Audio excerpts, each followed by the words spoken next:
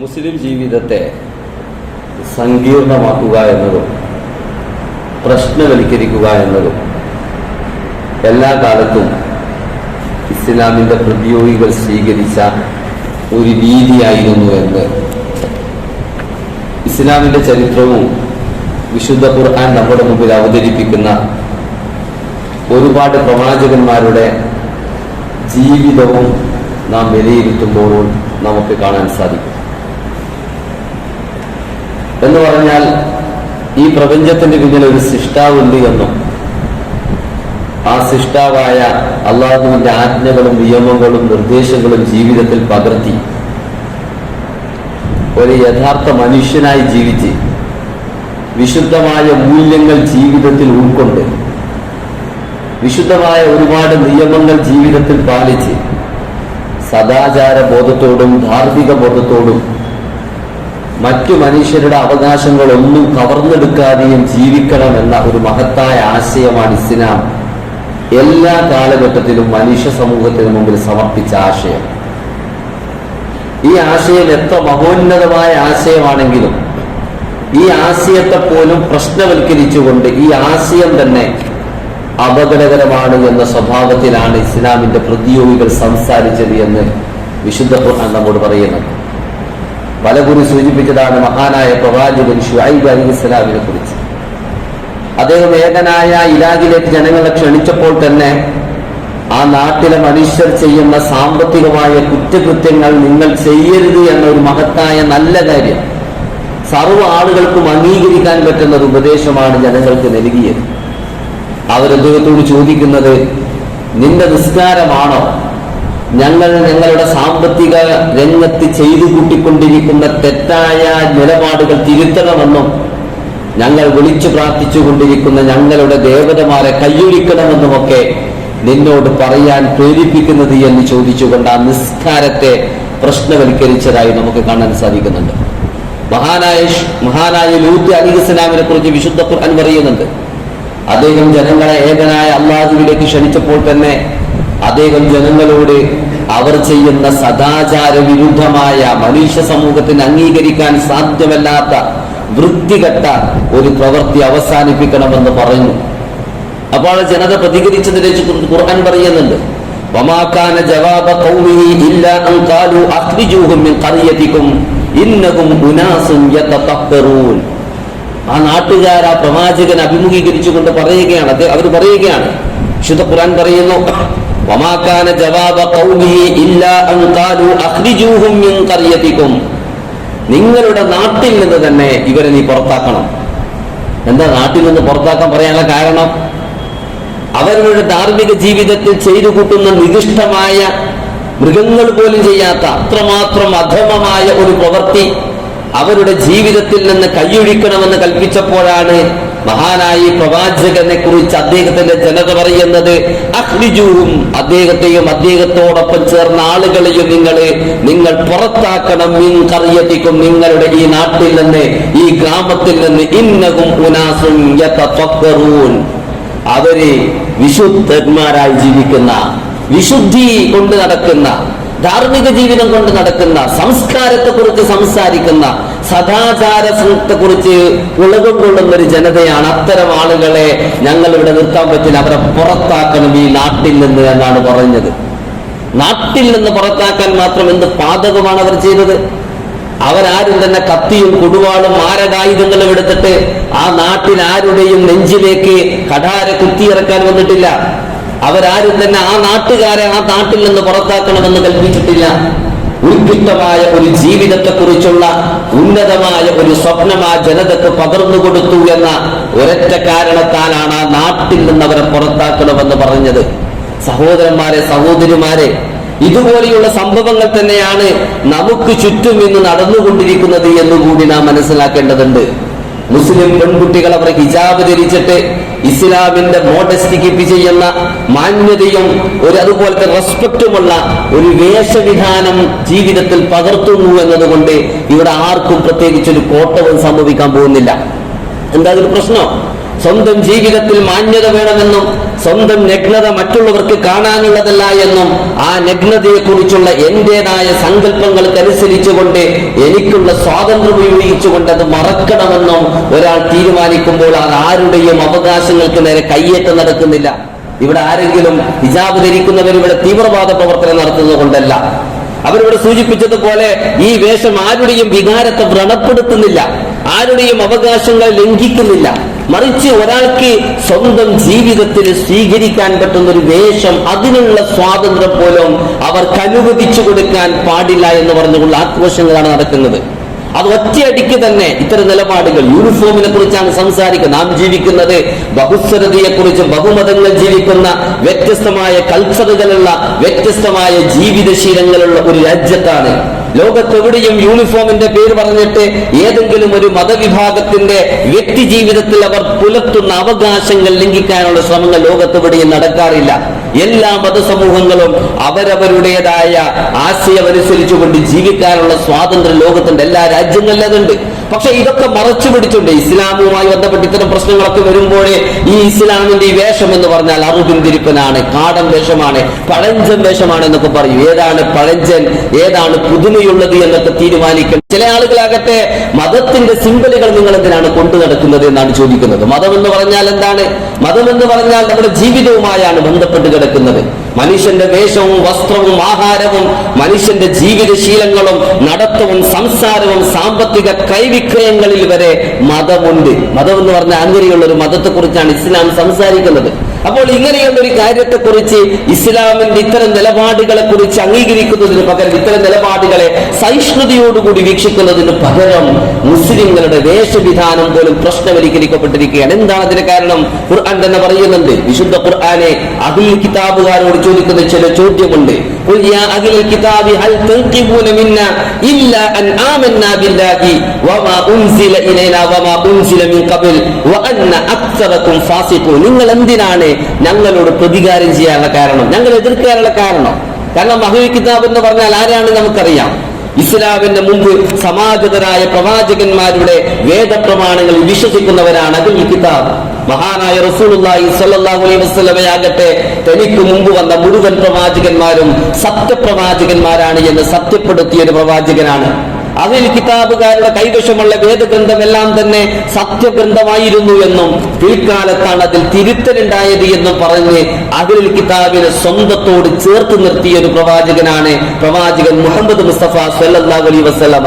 എന്നിട്ടും പ്രവാചകനോട് ശത്രുത വെച്ച് പുലർത്തിയപ്പോൾ അവരോട് വിശുദ്ധ ഖുർആൻ ചോദിക്കുന്ന ചോദ്യമുണ്ട്. ഖുൽ പറയണം, യാ അഹ്ലുൽ കിതാബ്, വേദക്കാരെ, ഹൽ തൻഖിമൂന മിന്നാ ഇല്ലാ അൻ ആമന്നാ ബില്ലാഹ്, ഞങ്ങൾ അല്ലാഹുവിൽ വിശ്വസിച്ചു എന്നതും അതുപോലെ വമാ ഉൻസില ഇലൈന, ഞങ്ങളിൽ അവതീർണമായ ഖുർആനിൽ വിശ്വസിച്ചു എന്നതും വമാ ഉൻസില മിൻ ഖബൽ, ഇതിനു മുമ്പ് അവതീർണമായ നിങ്ങളുടെ കൈവശമുള്ള തൗറാത്തിലും ഇഞ്ചീലിലുമൊക്കെ ഞങ്ങൾ വിശ്വസിച്ചു എന്നതും വഅന്ന അക്സറകും ഫാസിഖൂൻ, നിങ്ങളിൽ മഹാഭൂരിഭാഗം ആളുകളും ധിക്കാരികളാണ് എന്നതുമാണോ നിങ്ങൾ ഞങ്ങളോട് പ്രതികാരം ചെയ്യാനുള്ള കാരണം?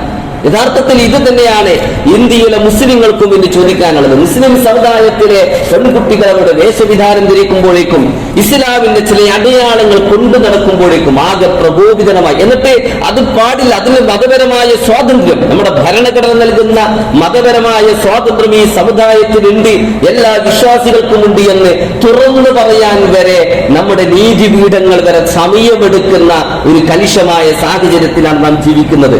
ഇതിന്റെയൊക്കെ കാരണങ്ങൾ എടുത്ത് പരിശോധിച്ചു നോക്കുമ്പോൾ നമ്മുടെ രാജ്യത്ത്, ഇവിടെ പലപ്പോഴും സൂചിപ്പിച്ചിട്ടുള്ളത് പോലെ, നമ്മുടെ രാജ്യത്ത് മുസ്ലിങ്ങളെ അപരവൽക്കരിച്ചുകൊണ്ട് ഇവിടെ വളർന്നു വരുന്ന വിദ്വേഷ കലുഷിതമായ ഒരു രാഷ്ട്രീയ ദർശനമുണ്ട്.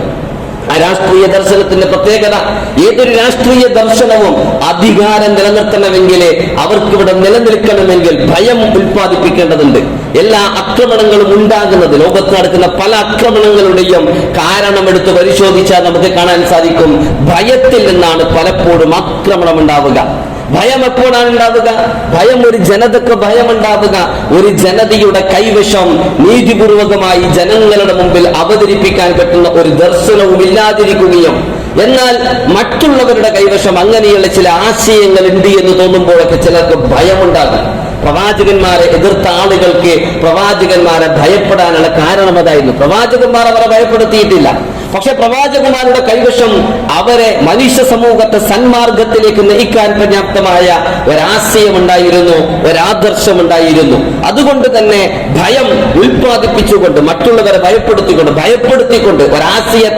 ആശയം കൊണ്ട് നേരിടാൻ സാധ്യമാകുമ്പോൾ മനസ്സിനെയും സംസ്കാരത്തെയും വസ്ത്രത്തെയും വിശ്വാസത്തെയും ഒക്കെ ആക്രമിച്ചുകൊണ്ട് കീഴ്പ്പെടുത്തുക എന്നത് എല്ലാ കാലത്തും ഇസ്ലാമിന്റെ പ്രതിയോഗികൾ സ്വീകരിച്ച രീതിയാണ്. നമ്മുടെ വസ്ത്രത്തെ ആക്രമിക്കും, വിശ്വാസത്തെ ആക്രമിക്കും, മനസ്സിനെ കീഴ്പ്പെടുത്താൻ പറ്റുമോ എന്ന് ശ്രമിക്കും. ഒരു ആക്രമണത്തിന്റെ പുകമറ സൃഷ്ടിച്ചുകൊണ്ട് ഭീരുക്കളായ അനുസരണയുള്ള മനുഷ്യരെ ഉണ്ടാക്കാമെന്നാണ് പലപ്പോഴും തിന്മയുടെ ശക്തികൾ ശ്രമിച്ചത്. ഇന്ത്യയിലെ ഫാസിസ്റ്റുകളിൽ ശ്രമിക്കുന്നത് തന്നെയാണ്.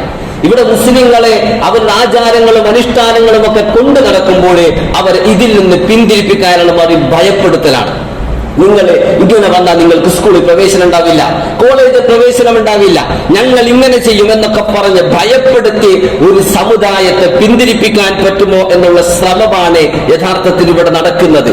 ഇത്തരം ഭയം തന്നെയായിരുന്നു ചരിത്രത്തിന്റെ പല ഘട്ടത്തിലും. ഈ ഒരു ഭയം മാത്രമല്ല, മുസ്ലിങ്ങളെ കുറിച്ച് പിന്നെ ഒരുപാട് കെട്ടുകഥകൾ. ഇവരെന്ന് പറഞ്ഞാല് ഒരിക്കലും തന്നെ ഇന്ത്യയുടെ സാംസ്കാരിക പൈതൃകത്തോട് ചേർന്ന് നിൽക്കാൻ ഒരുക്കമില്ലാത്തൊരു ജനതയാണ്. അതുകൊണ്ടാണ് അവർ സ്വന്തമായി വസ്ത്രം കീപ്പ് ചെയ്യുന്നത് എന്നാണ് മുസ്ലിങ്ങൾക്കെതിരെയുള്ള ആരോപണം. ഇന്ത്യയിൽ അങ്ങനെ സ്വന്തമായ ഒരു വസ്ത്ര സാംസ്കാരിക പാരമ്പര്യമുണ്ടോ? ഇന്ത്യയുടെ ഓരോ നാട്ടിലെയും ചരിത്രം, കേരളത്തിന്റെ തന്നെ ചരിത്രം എടുത്ത് പരിശോധിച്ചു നോക്കുമ്പോൾ 100 വർഷങ്ങൾക്ക് മുമ്പ് വരെ സ്ത്രീകൾക്ക് മാറുപോലും മറക്കാൻ സ്വാതന്ത്ര്യമില്ലാത്ത വൃത്തികെട്ട ഒരു സാംസ്കാരിക പാരമ്പര്യമാണ് നമ്മുടെ നാട്ടിലുണ്ടായിരുന്നത്. നമ്മുടെ നാട്ടിന്റെ സാംസ്കാരിക പാരമ്പര്യത്തിന്റെ ആ ആഴങ്ങളിലേക്ക് നാം സഞ്ചരിച്ചു കൊണ്ടിരിക്കുമ്പോൾ എല്ലാവരും ഒരുപോലെ ജീവിച്ച, ഒരേ പ്രത്യേകമായ വേഷം ധരിച്ച, ഒരേ ഭാഷ സംസാരിച്ച അങ്ങനെയുള്ളൊരു മഹത്തായ സാംസ്കാരിക പാരമ്പര്യമൊന്നും നമുക്ക് കാണാൻ സാധിക്കുന്നില്ല.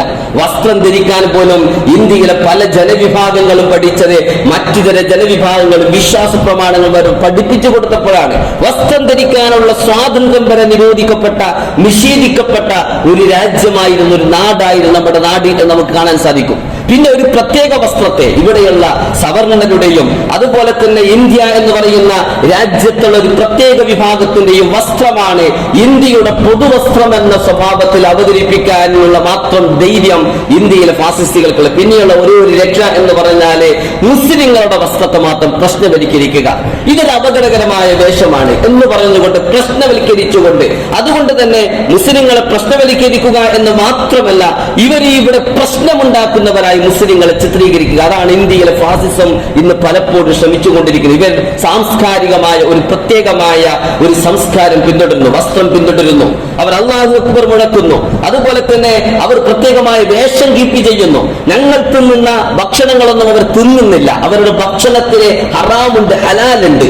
ഞങ്ങൾ തിന്നുന്ന പലതും ഹറാമാണ് എന്ന് പറഞ്ഞുകൊണ്ട് അവർ തിന്നുന്നില്ല. എന്തിനധികം മുസ്ലിങ്ങളെ പലിശ വാങ്ങാതിരിക്കുന്നത് പോലും ഒരു വലിയ പ്രശ്നമാക്കിയിട്ട്, എന്ന് പറഞ്ഞാൽ മുസ്ലിങ്ങൾ ചെയ്യുന്ന ഇത്തരം പ്രവൃത്തികളൊന്നും തന്നെ ഈ രാജ്യത്തെ ഒരു പ്രത്യേക വിഭാഗത്തിന്റെയും അവരുടെ അവകാശങ്ങളെ ഹനിക്കുന്നില്ല എങ്കിലും മുസ്ലിങ്ങളെ ഈ സ്വഭാവത്തിൽ ജീവിക്കുന്നു എന്നത് മുസ്ലിങ്ങളുടെ സാംസ്കാരികമായ സവിശേഷതയെ അടയാളപ്പെടുത്തുന്നു എന്നും ഈ സാംസ്കാരികമായ സവിശേഷതയെ തകർക്കണമെന്നുമാണ് ഇന്ത്യയിലെ ഇസ്ലാമിന്റെ പ്രതിയോഗികൾ ആഗ്രഹിക്കുന്നത്.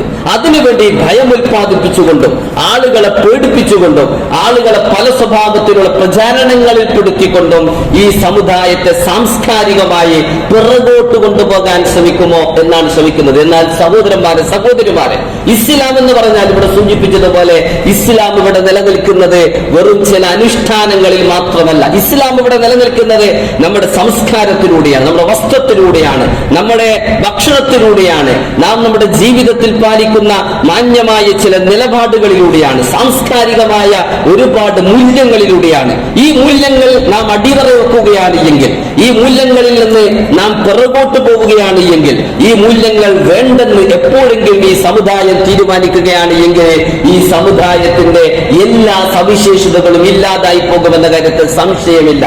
പക്ഷെ ഈ സമുദായം അതിന് സന്നദ്ധമാകുന്നില്ല എന്ന് തന്നെയാണ്. എന്ന് പറഞ്ഞാല് കർണാടകയിൽ തന്നെ ഉണ്ടായ വസ്ത്രവിവാദത്തിന്റെ പശ്ചാത്തലത്തിൽ ഈ സമുദായത്തിലെ പെൺകുട്ടികളൊക്കെ സ്വീകരിച്ച ആർജവമുള്ള നിലപാടുകൾ ചില ആളുകളെ പ്രകോപിതരാക്കുന്നു.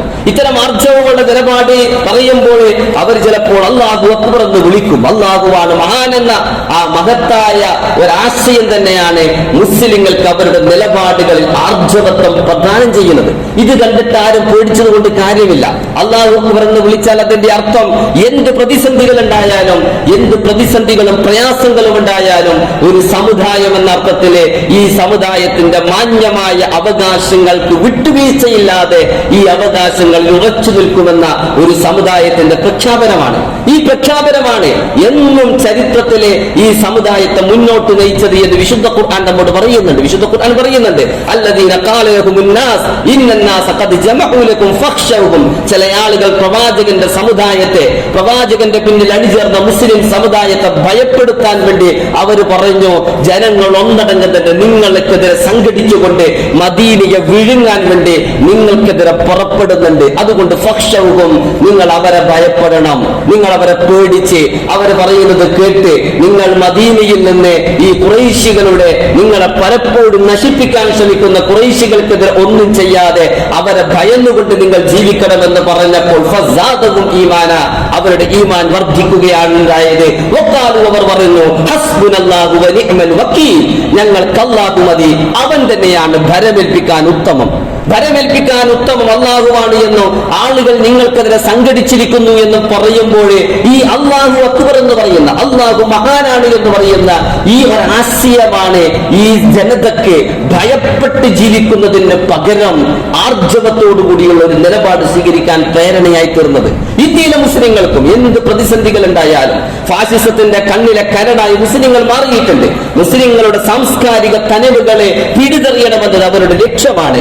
മുസ്ലിങ്ങൾ ചെയ്തുകൊണ്ടിരിക്കുന്നത് മുഴുവൻ പ്രവർത്തികളെയും ഭീകര പ്രവർത്തികളാക്കി മാറ്റുക, മുസ്ലിങ്ങൾ ചെയ്യുന്ന സാംസ്കാരിക പ്രവർത്തികളെ, പത്രപ്രവർത്തനത്തെ, എല്ലാറ്റിനെയും ഭീകര പ്രവർത്തികളാക്കി മാറ്റി നിർത്തിക്കൊണ്ട് ഈ സമുദായത്തെ ഭയപ്പെടുത്താൻ ശ്രമിക്കുമ്പോൾ ഇവിടെ സൂചിപ്പിച്ചതുപോലെ ഹസ്ബുനല്ലാഹ് വ നിഅ്മൽ വക്കീൽ, നമുക്ക് അല്ലാഹു മതി, അവനാണ് ഭരമേൽപ്പിക്കാൻ ഉത്തമമെന്ന് നമുക്ക് പറയാൻ സാധിക്കണമെങ്കിൽ ഈ അല്ലാഹു അക്ബർ എന്ന് പറയുന്ന ആ മഹത്തായ വചനം നമ്മുടെ മനസ്സിൽ എന്നെന്നും നിലനിൽക്കേണ്ടതുണ്ട്. വിശുദ്ധ ഖുർആൻ പറയുന്നുണ്ട്, പ്രവാചകൻ മൂസ അലൈഹിസ്സലാമിനെ ഭയപ്പെടുത്താൻ ശ്രമിച്ച ഫറോവയെ കുറിച്ച്. ഫറോവയും സൈന്യവും മൂസ അലൈഹിസ്സലാമിനെയും അനുചരന്മാരെയും നശിപ്പിക്കാൻ വേണ്ടി സകലവിധ സംഹാരായുധങ്ങളും കൈവശം വെച്ചുകൊണ്ട് അവരുടെ പുറകെ വന്നപ്പോഴേ മൂസാ നബിയുടെ ജനത പറയുന്നുണ്ട്, ഖാല അസ്ഹാബു മൂസ ഇന്നാ ലമുദ്റകൂൻ, ഞങ്ങൾ പിടിക്കപ്പെട്ടു, മുമ്പിലിതാ സമുദ്രം, പിന്നിലിതാ ശത്രു, ഞങ്ങൾ പിടിക്കപ്പെട്ടിരിക്കുന്നു, ഭയന്ന് വിറച്ചുപോയി അവര്,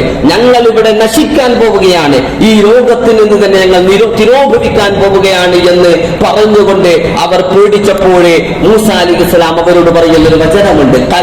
അദ്ദേഹം പറയുന്നു, കല്ല ഇന്നമഇ, വേണ്ട, അങ്ങനെ പറയണ്ട, നിങ്ങൾ പിടിക്കപ്പെടാൻ പോകുന്നില്ല, ഇന്നമഇ റബ്ബി സയഹ്ദി, എന്റെ കൂടെ എന്റെ രക്ഷിതാവുണ്ട്, ആ രക്ഷിതാവ് എന്നെ നേരായ മാർഗത്തിലേക്ക് നയിക്കും. രക്ഷിതാവ്, ഇതാണ് അല്ലാഹു അക്ബറിന്റെ അർത്ഥം. ഇവിടെ എല്ലാ കാലഘട്ടത്തിലും മുസ്ലിങ്ങൾക്ക് അല്ലാഹു അക്ബർ എന്ന് പറയുന്ന മഹത്തായ വചനം നൽകേണ്ട ഒരു മഹത്തായ ഒരു പ്രചോദനത്തെ കുറിച്ചാണ് ഖുർആൻ ഇവിടെ സൂചിപ്പിക്കുന്നത്. ഇവിടെയും നിന്നില്ല. ഫറോവയുടെ മുമ്പിൽ മൂസ അലൈഹിസ്സലാമിനെ പരാജയപ്പെടുത്താൻ വേണ്ടി ഫറോവ സകലവിധ പാരിതോഷികങ്ങളും വാഗ്ദാനം ചെയ്തുകൊണ്ട് ഹാജരാക്കിയ ഒരു സംഘം മാരണക്കാരുടെ കഥ വിശുദ്ധ ഖുർആൻ പറയുന്നുണ്ട്.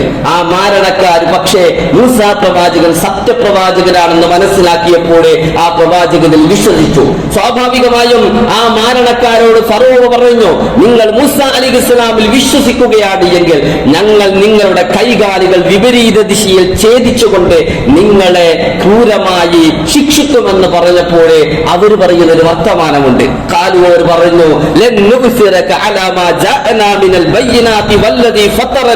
അല്ലാഹുവാണ് സത്യം, നിങ്ങൾക്ക് ഞങ്ങളുടെ മുമ്പിൽ ഒരു നായാകാശിന്റെ വില പോലുമില്ല. അതാണ് വാക്കിന്റെ അർത്ഥം. വ്യക്തമായ തെളിവുകൾ ഞങ്ങൾക്ക് കിട്ടിയിരിക്കെ, അങ്ങനെ കിട്ടിയിരിക്കെ വല്ലദീ ഫത്തറ, അല്ലാഹുവാണ് സത്യം, ഞങ്ങളെ സംബന്ധിച്ചിടത്തോളം നിങ്ങൾക്ക് യാതൊരുവിധ വിലയുമില്ല. നീ വേണമെങ്കിൽ ഞങ്ങളെ കൊന്നോ, ഞങ്ങളുടെ ശിരസ്സും ഞങ്ങളുടെ കൈകാലുകളും വിപരീത ദിശയിൽ ഛേദിച്ചുകൊണ്ട് ഈ സമുദായത്തെ എന്നേക്കുമായി നശിപ്പിക്കാൻ നീ ശ്രമിച്ചോ, അങ്ങനെയുള്ള എന്ത് ജഡ്ജ്മെന്റുമായി എന്ത് വിധിതീർപ്പുമായി നീ വന്നോ, നീയല്ല ആത്യന്തികമായി ലോകത്തിന്റെ കാര്യങ്ങൾ തീരുമാനിക്കുന്നവൻ. ഏറി വന്നാലേ ഈ ഐഹിക ജീവിതത്തിൽ മാത്രമാണ് നിങ്ങൾക്ക് ഞങ്ങളെ ഭയപ്പെടുത്താനും പേടിപ്പിക്കാനും അങ്ങനെ ഞങ്ങളുടെ സാംസ്കാരികമായ തനിമകള് ഇല്ലാതാക്കാനും ശ്രമിക്കുക, ഞങ്ങൾ പേടിക്കുകയില്ല എന്ന് ആ ജനത പറയുകയുണ്ടായി. ഇതാണ് യഥാർത്ഥത്തിൽ അല്ലാഹു അക്ബറിന്റെ അർത്ഥം. കാപട്യത്തിന്റെയും അതുപോലെ ദുഷ്ടതയുടെയും ശത്രുക്കളെ ഇസ്ലാമിനെ നശിപ്പിക്കാന് ചരിത്രത്തിലെന്നും ശ്രമിച്ചപ്പോഴേ അല്ലാഹു അക്ബർ ഒരു ജനതക്ക് ആവേശമായിട്ടുണ്ടെങ്കിൽ അത് തന്നെയാണ് സാധാരണക്കാരായ മുസ്ലിങ്ങൾ, സാധാരണക്കാരായ മുസ്ലിം പെൺകുട്ടികള്. അവരൊന്നും ഇസ്ലാമിനെ കുറിച്ച അഗാധമായ പാണ്ഡിത്യമൊക്കെ കരസ്ഥമാക്കിയവരല്ല. സാധാരണക്കാരായ ആളുകൾ വരെ അല്ലാഹു അക്ബർ എന്ന മുദ്രാവാക്യം ഉയർത്തിപ്പിടിച്ചുകൊണ്ട് നമ്മുടെ ഈമാനിനോടുള്ള കൂറ് പ്രഖ്യാപിക്കുന്നുവെങ്കിൽ അത് തന്നെയാണ് ഇന്ത്യൻ മുസ്ലിങ്ങളെ സംബന്ധിച്ചിടത്തോളം അഭിമാനിക്കാനുള്ള ഏറ്റവും പ്രധാനപ്പെട്ട കാര്യമെന്ന് നമ്മൾ മനസ്സിലാക്കണം. ഭയപ്പെടുത്തിയും പേടിപ്പിച്ചും ഈ സമുദായത്തെ നശിപ്പിക്കാൻ ചരിത്രത്തിൽ ഒരുപാട് ശ്രമങ്ങൾ ഉണ്ടായിട്ടുണ്ട്. പക്ഷേ ആ ശ്രമങ്ങളെയൊക്കെ അതിജയിച്ചുകൊണ്ട് മുന്നോട്ട് പോയി എന്ന് തന്നെയാണ് ഈ സമുദായത്തിന്റെ അവസ്ഥ. ഫാസിസം ഇങ്ങനെയുള്ള ചില വാദങ്ങൾ ഉന്നയിക്കുമ്പോൾ ചിലരെങ്കിലും ചോദിക്കുന്നുണ്ട്, അനൽപ്പം വിട്ടുവീഴ്ച ചെയ്തുകൂടെ, തലമറച്ചില്ല എന്ന് കരുതിയത് കൊണ്ട് ഇസ്ലാം ആകെ അടർന്ന് പൊളിഞ്ഞ് വീഴാനൊന്നും പോകുന്നില്ലല്ലോ.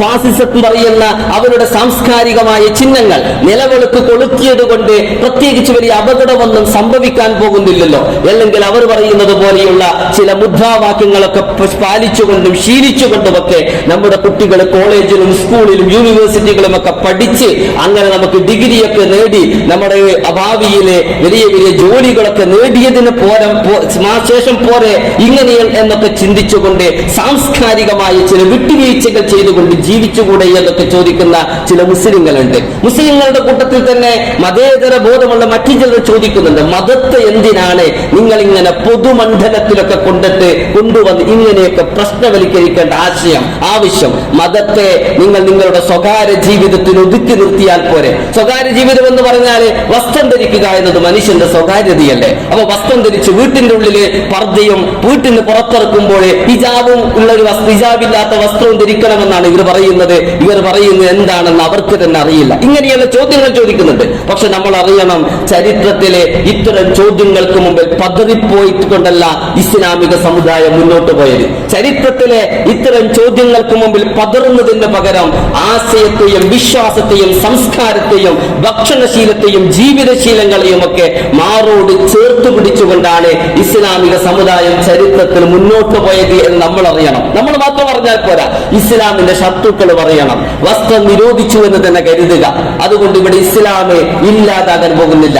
ഇവിടെയുള്ള അധികാര ശക്തികൾക്ക് ഒരുപക്ഷെ അതൊക്കെ ചെയ്യാൻ സാധിച്ചു എന്ന് വന്നേക്കാം. അധികാരവും പോലീസും പട്ടാളവും കോടതിയും ഒക്കെ തങ്ങളുടെ കൈവശമുള്ള ശക്തികൾക്ക് നാളെ മുതൽ ഒരുപാട് നിയമങ്ങള് ബാങ്കിനെതിരെ അതുപോലെ ഹലാലായ ഭക്ഷണ രീതിക്കെതിരെ ഇസ്ലാമിന്റെ ചില അടയാളങ്ങൾക്കെതിരെയൊക്കെ ചില രീതികൾ സ്വീകരിക്കാൻ സാധിച്ചു എന്ന് വന്നേക്കാം. പക്ഷേ അങ്ങനെ സ്വീകരിച്ചവരെയൊക്കെ ചരിത്രത്തിന്റെ ചവറ്റുകൊട്ടയിലേക്ക് തള്ളിയിട്ടുകൊണ്ട് ഈ ഇസ്ലാമാകുന്ന മഹത്തായ സന്ദേശം ചരിത്രത്തിലൂടെ പൂർവാധികവും ശക്തിയോടുകൂടി സഞ്ചരിച്ചു എന്നതിന്റെ നൂറുകൂട്ടം അനുഭവങ്ങളെ നമുക്ക് ചരിത്രത്തിൽ വായിക്കാൻ സാധിക്കും. ഇസ്ലാമിക ലോകത്തെ തന്നെ തകർത്ത് തരിപ്പണമാക്കിയ താർത്താരികൾ, ബാഗ്ദാദിലെ ചോരപ്പുഴകൾ ഒഴുക്കിയ ഇസ്ലാമിന്റെ സാംസ്കാരിക ചിഹ്നങ്ങൾ മുഴുവനും തകർത്ത ആ താർത്താരികളെ കുറിച്ച് മഹാനായ ഇഖ്ബാലിൽ പറഞ്ഞിട്ടുണ്ട്, വിഗ്രഹാരാധകരിൽ നിന്ന് പിന്നീട് ഇസ്ലാമിന് കഅബയുടെ കാവൽക്കാരനെ നമുക്ക് ലഭിച്ചു എന്ന്. വിഗ്രഹാരാധകരായിരുന്ന അപരിഷ്കൃതരായിരുന്ന ആ ജനത ഇസ്ലാമിന്റെ സാംസ്കാരിക പാരമ്പര്യത്തെ തകർത്ത അതേ ജനത തന്നെയാണ് പിന്നീട് ഇസ്ലാമിന്റെ മഹത്തായ സാംസ്കാരിക മൂല്യങ്ങളിലേക്ക് വന്ന് അവർ ഇസ്ലാമിന്റെ സംരക്ഷകരായി മാറിയത്. അതുപോലെ തന്നെ ഈ വസ്ത്രത്തിനും വേഷത്തിനും സാംസ്കാരിക പാരമ്പര്യങ്ങൾക്കുമെതിരെ ചരിത്രത്തിൽ ഏറ്റവും ഭീകരമായ ഒരു കയ്യേറ്റം നടന്നത് ആധുനിക തുർക്കിയിലാണ്. 1924 തുർക്കിയെ മതേതര റിപ്പബ്ലിക്കായി പ്രഖ്യാപിച്ചു സ്ഥാപിച്ചുകൊണ്ട് ഭരണത്തിലേറിയ കമാൽ അത്താതുർക്ക് അദ്ദേഹം പറഞ്ഞിട്ടുണ്ട്, അധാർമികമായ അറബികളുടെ മതദർശനമായ ഇസ്ലാം ഉണ്ടല്ലോ, അതൊരു മൃത സാധനമാണ്, മരുഭൂമിയിലെ ഗോത്രവർഗങ്ങൾക്ക് അത് ചേരുമായിരിക്കും, ആധുനിക പുരോഗമന രാഷ്ട്രത്തിന് അത് ചേരുകയില്ല എന്ന് പറഞ്ഞിട്ട് ഇസ്ലാമിനെതിരെ സാംസ്കാരിക ആക്രമണം നടത്തിയവനാണ് തുർക്കിയിലെ ഈ കമാൽ അത്താതുർക്ക്. അദ്ദേഹം എന്തൊക്കെയാണ് ചെയ്തത്? അദ്ദേഹം പിന്നെ തലസ്ഥാനം മാറ്റി, ശരീഅത്ത് റദ്ദാക്കി, വഖഫ് സ്വത്തുകൾ മുഴുവനും തന്നെ കൈവശം വെച്ചു, 7000-ഓളം പള്ളികൾ പൊളിച്ചു മാറ്റി, മദ്രസകൾ അടച്ചുപൂട്ടി. 1925 ആയപ്പോഴേക്കും പുരുഷന്മാരെ തുർക്കി തൊപ്പിയും തലപ്പാവും ധരിക്കുന്നത്, അത് ഇസ്ലാമിലെ നിർബന്ധമായ കർമ്മമൊന്നുമല്ല, പക്ഷേ ഇസ്ലാമിന്റെ അടയാളം എന്ന രൂപത്തിലെ മുസ്ലിങ്ങളായ തുർക്കി മുസ്ലിങ്ങൾ കൊണ്ടു നടക്കുന്ന ആ തലപ്പാവും തുർക്കി തൊപ്പിയും നിരോധിച്ചു. ഹിജ്റ കലണ്ടർ ഇല്ലാതാക്കി. അറബി ലിപി നിരോധിച്ചിട്ട് അത് ലാറ്റിൻ വൽക്കരിച്ചതോടുകൂടി കോടിക്കണക്കിന് മുസ്ലിം പണ്ഡിതന്മാർ എഴുതിയ കോടിക്കണക്കിന് പുസ്തകങ്ങൾ വായിക്കാൻ പോലും മുസ്ലിം സമൂഹത്തിന് സാധിക്കാതെ വന്നു. ആ പുസ്തകങ്ങൾ മുഴുവനും തന്നെ ഒന്നിനും പറ്റാത്ത ചരിത്രത്തിലേക്ക് വലിച്ചെറിയപ്പെട്ട പുസ്തകങ്ങളാക്കി മാറ്റി. മാത്രമല്ല, വെള്ളിയാഴ്ച അവധി മാറ്റി, പ്രാർത്ഥനയ്ക്ക് പോലും അറബി പാടില്ല എന്ന നിയമം കൊണ്ടുവന്നു. 1932 ആയപ്പോഴേക്കും അറബിയിൽ ബാങ്ക് കൊടുക്കുന്നത് നിരോധിച്ചു. നീണ്ട 18 വർഷം തുർക്കിയിലെ ബാങ്ക് പോലും അറബിയിൽ മുഴക്കപ്പെട്ടിട്ടുണ്ടായിരുന്നില്ല. പക്ഷെ ഇസ്ലാം നശിച്ചോ? ഇസ്ലാം ഇല്ലാതായോ? മുസ്ലിം സമുദായം അവരുടെ വിശ്വാസത്തെ ഈ തീഷ്ണമായ പരീക്ഷണ നാളുകളിലും ചേർത്ത് പിടിച്ചുകൊണ്ട് ഇസ്ലാം ചരിത്രത്തിൽ അതിജയിച്ചു എന്ന് തുർക്കിയുടെ ചരിത്രം നമ്മോട് പറയുന്നു. Central Asian രാജ്യങ്ങളുണ്ട്.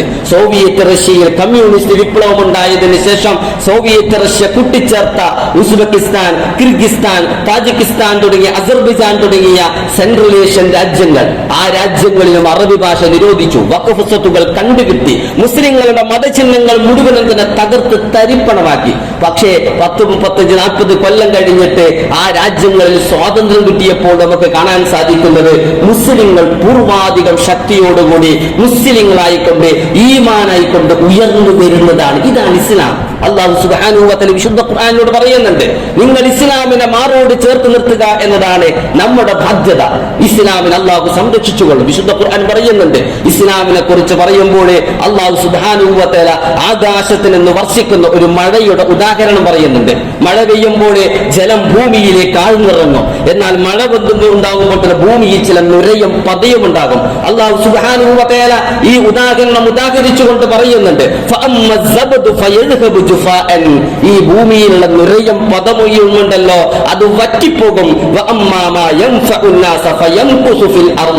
എന്നാൽ ജനങ്ങൾക്ക് പ്രയോജനം ചെയ്യുന്ന, ജനങ്ങളെ വിശുദ്ധരാക്കുന്ന, സാംസ്കാരിക ബോധമുള്ളവരാക്കുന്ന, മനുഷ്യരാക്കുന്ന, സദാചാര ധാർമ്മിക ബോധമുള്ള ഉൾക്കിട്ട സൃഷ്ടിയാക്കി മാറ്റാൻ കരുത്തുള്ള, അങ്ങനെ ജനങ്ങൾക്ക് പ്രയോജനം ചെയ്യുന്ന ഒരു കാര്യമുണ്ടല്ലോ, അത് നിലനിൽക്കും. അല്ലാഹു സുബ്ഹാനഹു വ തആല വിശുദ്ധ ഖുർആനിലൂടെ പറയുകയാണ്, നുരയും പതയും വറ്റിപ്പോകും, അത് ഇല്ലാതാകും. പക്ഷേ ജനങ്ങൾക്ക് പ്രയോജനമുള്ളത് ഇവിടെ നിലനിൽക്കും. കദാലിക യദ്രിബുല്ലാഹുൽ അംസാൽ, അല്ലാഹു നൽകുന്ന ഉദാഹരണമാണ് ഈ ഉദാഹരണം. ഖുർആൻ തന്നെ പറയുന്നുണ്ട്, പറയണം, വഖുൽ ജാഅൽ ഹഖ് വസഹഖൽ ബാത്തിൽ ഇന്നൽ ബാത്തില കാന സഹൂക, പറയണം സത്യം സമാഗതമായിരിക്കുന്നു, അസത്യം തിരോഭവിക്കും. അസത്യം ഇതുപോലെയുള്ള ഒരുപാട് കോപ്രായങ്ങൾ, ഒരുപാട് കസത്തുകൾ ഇസ്ലാമിനെ ഭീകരവൽക്കരിക്കാൻ, അപരിഷ്കൃതമായ മതമാക്കി മാറ്റാൻ, മുസ്ലിം ജീവിതത്തെ പ്രശ്നവൽക്കരിക്കാൻ ഇതുപോലെയുള്ള ഒരുപാട് കാട്ടിക്കൂട്ടലുകൾ നടത്തുമെങ്കിലും ഇന്നൽ ബാത്തില കാന സഹൂക, ഇന്നല്ലെങ്കിൽ നാളെ ബാത്തിൽ തിരോഭവിക്കാനുള്ളതാണ് എന്ന ഒരു ബോധം, ആ ആത്മവിശ്വാസമാണ് ഈ സമുദായത്തെ എല്ലാ പ്രതിസന്ധികളിലും നയിക്കേണ്ടത്. പേടിച്ചു പോയിട്ട് അങ്ങനെ ആയിക്കൂടെ, ഇങ്ങനെ ആയിക്കൂടെ എന്ന് ചിന്തിക്കുന്നതിന് പകരം സത്യം നിലനിൽക്കാനുള്ളതും അസത്യം പരാജയപ്പെടാനുമുള്ളതുമാണ്. ജനങ്ങൾക്ക് പ്രയോജനം ചെയ്യുന്ന സംസ്കാരം ലോകാവസാനം വരെ ഇവിടെ നിലനിൽക്കും. എന്നാൽ പതയും നിരയുമൊക്കെ ഇന്നല്ലെങ്കിൽ നാളെ അപ്രത്യക്ഷമാകുമെന്ന് മനസ്സിലാക്കിക്കൊണ്ട് ഈ ദീനിനെ മാറോട് ചേർത്ത് പിടിക്കാൻ നമുക്ക് സാധിക്കണം. സർവശക്തനായ അല്ലാഹു അനുഗ്രഹിക്കും.